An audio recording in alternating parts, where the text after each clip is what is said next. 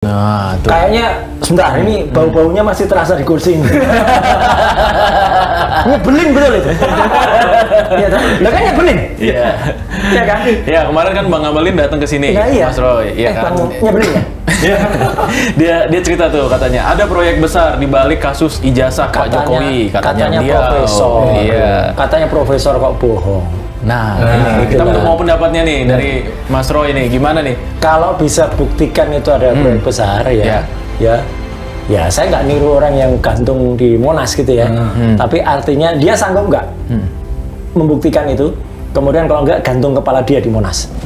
Kepalanya Iyalah. Ngabalin nih. Iyalah. Kalau memang dia bisa membuktikan itu ada proyek besar dan ada dana besar. Mantan tenaga ahli kantor staf presiden Ali Mochtar Ngabalin mengungkapkan adanya proyek besar di balik polemik ijazah Presiden ke-7 Jokowi. Menurutnya, ada orang-orang yang sengaja mengangkat isu ini untuk menjatuhkan putra Jokowi, Wakil Presiden Gibran Rakabuming Raka. Kami ini peneliti yang benar-benar malah cinta kampus. Oke. Saya Dr. Rismon, Dr. Tifa itu kebetulan adalah memang S1, S2-nya asli UGM. Oh, aslinya ditekenin. Aslinya ditekenin. Saya komunikasi, S1-nya, S2-nya Public Health UGM. Dr. Tifa S1, S2-nya kedokteran UGM. Dr. Rismon itu S1, S2-nya adalah juga elektro UGM. S3-nya di Jepang. Kalau Dr. Tifa lagi menempuh S3, ya. Kalau saya S3-nya memang malah bareng dengan bukan bareng ya, satu alma mater kalau dengan nyebelin tadi gitu loh, karena UNJ kita di Universitas Negeri Jakarta. Persis sama kemarin gue bilang nih, itu orang-orang top loh, tapi coba play lagi, katanya ya orang top tapi kalau nyari sesuatu ya bawa pakai apa itu kemarin ya. Jadi pokoknya makanya itu dia kalau nyari makan itu yang halal kayak gitu. Justru enggak kebalik. Saya tahu kapasitas ini orang-orang punya. Iya, tahu aku dan tahu.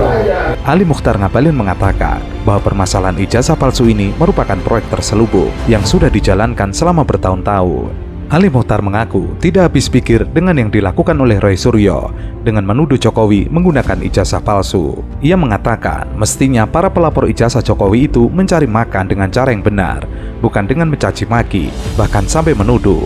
Menurutnya ada maksud terselubung yang dimiliki para pelapor ijazah Jokowi tersebut. Ada cermin nggak? nah itu dia. Kalau ada cermin mau saya taruh di depannya gitu loh. Kenapa itu? Lah ya dia harusnya bicara untuk dia sendiri dong kayak gitu. Iya kan? Benar-benar kalian lillahi ta'ala apa yang kami lakukan tuh karena kami cinta kampus ya.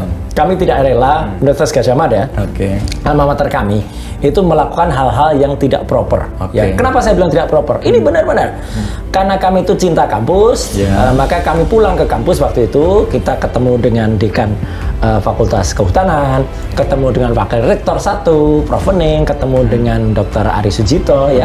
Kita minta lihat coba yang dikatakan skripsinya Jokowi kayak apa. Diberikan langsung oleh Wakil Rektor loh ya. Dan saya tanya waktu itu, ini skripsi aslinya? Ya.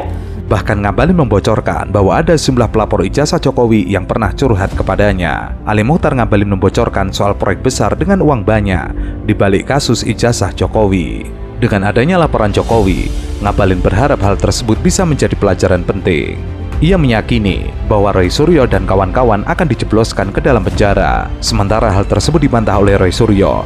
Ia mengaku tidak memiliki kepentingan politik dalam kasus ijazah Jokowi. Kini meski Barreskrim Polri sudah menyatakan ijazah Jokowi identik dan menghentikan kasus aduan TPUA, tapi Roy Suryo tetap tidak percaya. Ia bahkan menganggap bahasa identik dengan otentik dalam pembuktian keaslian ijazah Jokowi. Barreskrim Polri hanya menyatakan ijazah tersebut identik dengan pembanding. Roy tetap menanti Jokowi menunjukkan ijazahnya di pengadilan. Makanya kasih kaca ya, yang profesor atau prof yang lain atau provokator ya kan gitu. Coba deh Pak Ngabalin, saya pribadi kenal beliau ya gitu.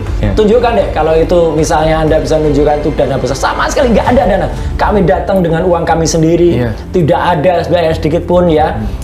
Jangan-jangan nanti ya itu tadi, kalau memang itu ada bisa menunjukkan dan itu tidak terbukti ya mungkin dikasih das itu aja. Ya. Sekarang pertanyaan saya balik, kalau misalnya dia bisa menunjukkan dan ada buktinya, silakan.